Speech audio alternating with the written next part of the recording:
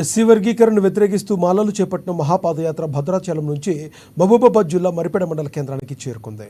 ఎస్సీల మధ్య చిచ్చు పెట్టేలా కేంద్ర ప్రభుత్వం మాదిగలకు వర్గీకరణ హామీ ఇచ్చిందని మాల మహానాడు రాష్ట్ర అధ్యక్షుడు పిల్లి సుధాకర్ దుయ్యబట్టారు.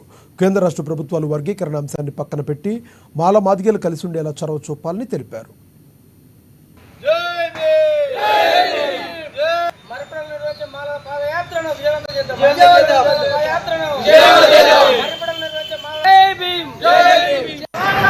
గతంలో ఎప్పుడు లేనంతగా దేశం మొత్తం కూడా జైభీం నినాదంతో అంబేద్కర్ భావజాలం మొత్తం కూడా తీవ్రస్థాయిలో పెరుగుతున్న రీత్యా అంబేద్కర్ భావజాలాన్ని దెబ్బ కొట్టాలంటే ఈ దళితుల మధ్యనటువంటి అనైక్యత చేయాల్సినటువంటి అవసరం ఉంది. కాబట్టి దానికి ఉన్నటువంటి ఏకైక మార్గం వర్గీకరణ అంశం.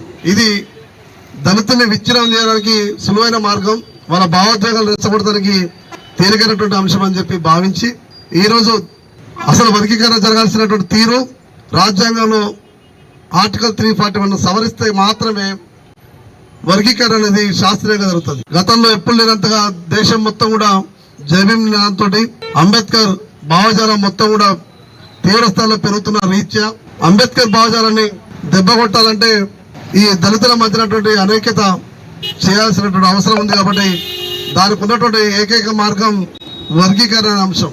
ఇది దళితుల్ని విచ్ఛిన్నం చేయడానికి సులువైన మార్గం, వాళ్ళ భావోద్వేగాలు రెచ్చగొట్టడానికి తేలికైనటువంటి అంశం అని చెప్పి భావించి ఈరోజు అసలు వర్గీకరణ జరగాల్సినటువంటి తీరు రాజ్యాంగంలో ఆర్టికల్ 341 సవరిస్తే మాత్రమే వర్గీకరణ అనేది శాస్త్రీయంగా జరుగుతుంది.